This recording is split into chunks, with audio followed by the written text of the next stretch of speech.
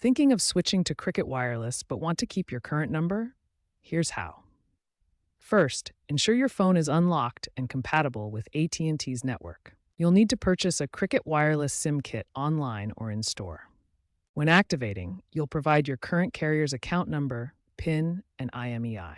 This initiates the porting process, transferring your number to Cricket. Activation typically completes within 1 to 2 hours. Check Cricket's website to confirm your phone's compatibility and explore available plans. First, create an account on Cricket's website or app and purchase a plan and SIM kit. Next, insert the SIM card into your phone.